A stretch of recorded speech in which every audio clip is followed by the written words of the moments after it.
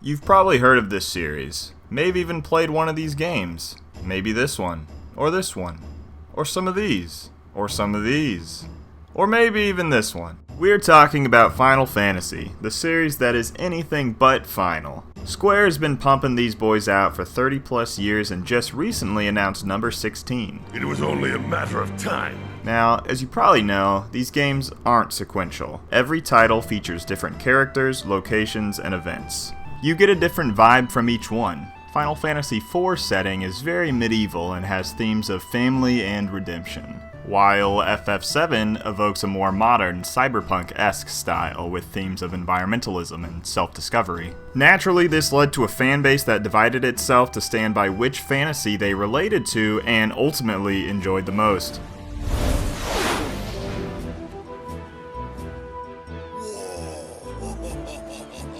This is why games like Final Fantasy VII can explode and become bigger than the Final Fantasy franchise itself, and spark demand for a remake that transformed a 1997 JRPG go from looking like this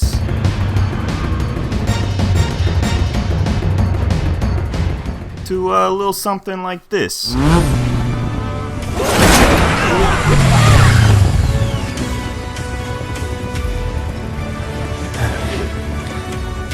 Do you understand what I'm saying? That's like if the Final Fantasy franchise was Marvel, then FF7 would be the Spider-Man of Final Fantasy. Now, we're not here to jerk FF7 off all day. I wanted to take a look at the title that started it all, Final Fantasy I for the Nintendo Entertainment System.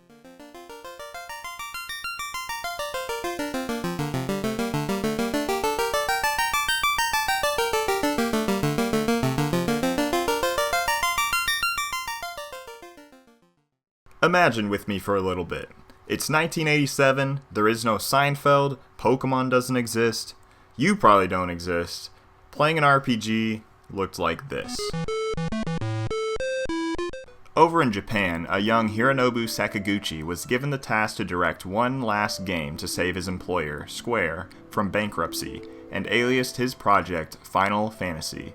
Little did he know he was about to pull off the biggest Deus Ex Machina of the year, as Final Fantasy would spawn a franchise that would sell over 150 million copies worldwide.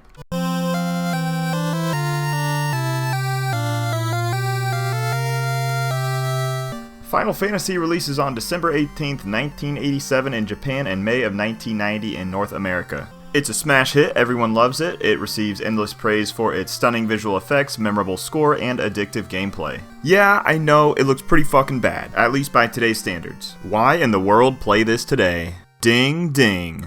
Sakaguchi originally went into this project wanting to tell a story. While today you're not going to find FF1 to have that same gripping dramatic narrative of The Last of Us, I think you can get something out of it. We start off leading the 4 light warriors tasked with defeating the evil knight Garland and restoring light to the 4 elemental orbs. Does that sound generic? It's generic.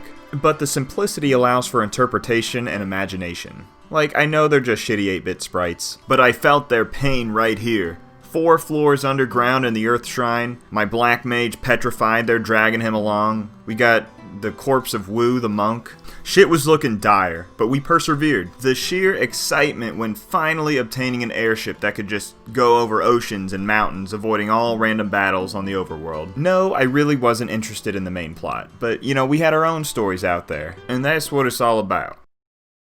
Unlike your Dragon Quests and your Ultimas where encounters were first person, FF was the first RPG to actually divide the battle screen up, so enemies on this side, homeboys on this side. Square also included a giant map, full of towns with NPCs telling you what's up, vehicles including a boat, canoe, and eventually the airship. It had everything you could ask for from an RPG in 1987. Next up, I wanted to dive a little bit deeper into the combat mechanics and mainly cover each class option in the game. This is literally the first decision you make after pressing start, and holy shit, you can fuck up your game if you don't know what you're doing here, at least in the original. I brought my friend Ryan in here, who's just recently beaten the Dawn of Souls remake on the GBA, so he can give some perspective on that. Both solid versions, but enough differences here where you might be swayed to play one over the other. Final Fantasy I is definitely for the morbidly curious and slightly masochistic. You gotta be willing to get kicked in the dick as part of the learning curve. Dungeons can be super threatening, inventory management is a nightmare, characters getting KO'd is a big fucking deal. It can lead to man tears and hours of lost progress.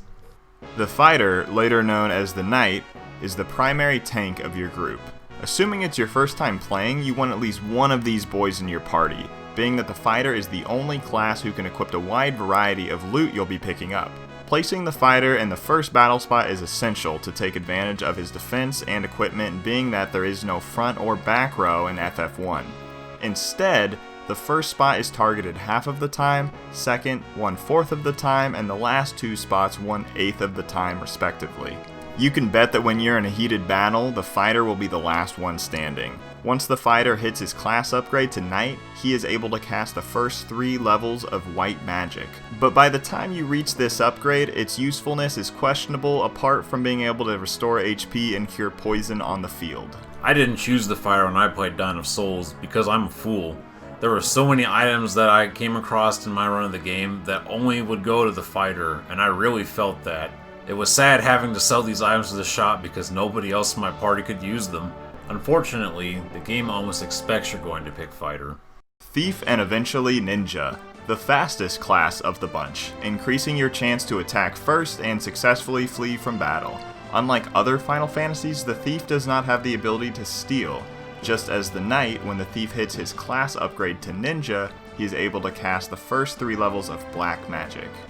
Let's be honest, this is the whole reason you picked Thief in the first place. Just look at that sprite. It's badass in each version of the game. The black magic wasn't that useful, Temper was pretty clutch, but otherwise, I didn't use any of it. My Thief had the most HP out of any class in my party, which was ridiculous. He was also the hardest hitter stacked up against the Monk, and he was faster too. By the end of the game, Masamune was tearing holes in anything, but I had it for 2 minutes and then the game ended. Black Belt and eventually Master. One of the more interesting classes, being that he is unable to learn any magic, and eventually gets to a point where he's the most effective completely naked with just his fists. That means no held items in his personalized inventory either. This brings up another difference between FF1 and modern fantasies. There's no bag system, only 4 slots for weapon and armor per character, so using the Black Belt as a pack mule for loot is advantageous for transporting items back to shops to sell, but detrimental to his performance. You don't have to worry about using a monk as a pack mule in the remake because of the bag. It's not that the monk is bad, he just isn't as good as other characters. The fighter is definitely a better choice than monk, despite the savings you get by not having to gear out the monk. He usually only takes 2 hits before going down. He do be hitting pretty strong in-game, but Masamune just outclasses DPS easy. White Mage, White Wizard. Alongside the fighter, this class is one that is strongly recommended for the first playthrough, being that the White Mage is the only class with access to the life spell. That might not sound too important if you're familiar with current RPGs and the item Phoenix Down, but guess what, there is no Phoenix Downs, you gotta be a man, or a woman. Not only that, but the life spell can only be used outside of battle, and if you do use it within battle, that uses a charge of that spell level. This is all rectified in Dawn of Souls, making the White Mages not extremely essential, but still pretty wild how much the White Mage has to be tweaked in future titles. Other than that, it's the typical affair you'd expect to see from a healing class, with a single and multi-target HP restoring spells, buffs, and spells to undo any of your party's debuffs like poison. White Mages are also the only class able to equip hammers alongside the warrior, which helps them deal a little more damage than you might think. Black Mage, Black Wizard. Your typical glass cannon class. He does the big spells that can multi-target, which is super useful for grinding, being that you can run into 9-man enemy parties. Along with the White Mage, the Black Mage will be the first to hit 0 HP if he's targeted by big ol' hits, so very important to ensure he is in the 3rd or 4th battle spot. This dude literally gets 1 shot if a boss targets him. Definitely pick offensive magic spells first, and then pick up the support if you have room. Fast, later known as Haste, is the best boosting move in this game. It doubles the melee damage of any character for the rest of the fight, or until they die. Nuke was no big deal in the remake, but it sounds like it's insane in the original Final Fantasy. Red Mage, Red Wizard. The Red Mage is for those who want a little bit of everything. Solid stats all around, can equip a decent amount of weapons, including swords, and, best of all, he is able to cast up to level 6 white and black magic spells after his class upgrade to Red Wizard. The intelligence stat determines how powerful spells are, and being the wide variety of spells the Red Mage already has at his disposal, it would make sense for his intelligence to be lower than that of the White and Black Mage, which it is. Although, it looks like Sakaguchi programmed this stat after a few too many because, this stat doesn't fucking work. Intelligence doesn't mean shit, and you'll find a Red and a Black Mage doing the same spell at the same level are gonna do pretty much the same amount of damage. Another aspect that was corrected in Dawn of Souls. The Red Mage doesn't see as many benefits with the class change compared to the others, but either version of the Red Mage is a strong pick and will be an essential part of the squad early on. I pretty much stopped using all offensive black magic after level 10. It just didn't do any damage anymore. Temper and Haste got a lot of use, but that was all the black magic I was using. I usually had to choose between buffing or healing, which is a good dilemma to have. That's just the way she goes, I guess. Healing capped out at Cure 3, or Curaga in Dawn of Souls, but it was still better than your high potion. Red Mage is not really a good replacement for White Mage in the remake. I couldn't cast Revive, but it didn't matter because I had Phoenix Downs, which was also only in Dawn of Souls. I couldn't help but feel like this class was better in the original with the intelligence stat bug.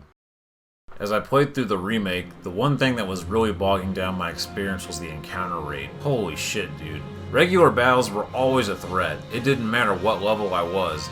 If you looked away from the screen for a couple seconds, there was a good chance somebody on your side of the screen was going to be dead when you looked back. Bosses really weren't an issue until Kraken, which was well past halfway in the game. Early bosses die in 1 or 2 hits. It's kind of pathetic how fast they die. I do enjoy the combat though. Shit still holds up pretty good. The exploration was held back by the encounter rate, and that was really the biggest issue in this game for me. It was so frustrating near the end dealing with this that it almost didn't matter when I finished the game. This is all I'm going to remember from it probably, and you can cut that out. Those cutscenes were pretty spicy in the remake, I'm not going to lie. I think I would have preferred to play the original version though. The remake makes some changes while trying to preserve that kind of shitty novelty of the original, and I think it just ends up leaving something to be desired. I love how the characters used to look in the original whenever they go from chibis to real fucking men. You just don't have that in the remake. It's just SNES sprites, and that's alright, I guess. Going back to experience the original Final Fantasy was fantastic as a veteran player. Having the conveniences of more modern games stripped away transported me back to a time where RPGs were magic and every action had consequences. The fact that I could waste actions on dead enemy and ally spaces ended up being one of my favorite features in FF1. For those new to JRPGs, don't start off with this one. Go pop that cherry on 10. It's my personal favorite and it's the one I always recommend. If you've got some solid experience, you can't go wrong with 6, 7, or 9 either. And to those who decide to start their journey into Sakaguchi's first masterpiece, best of luck and bring a White Mage.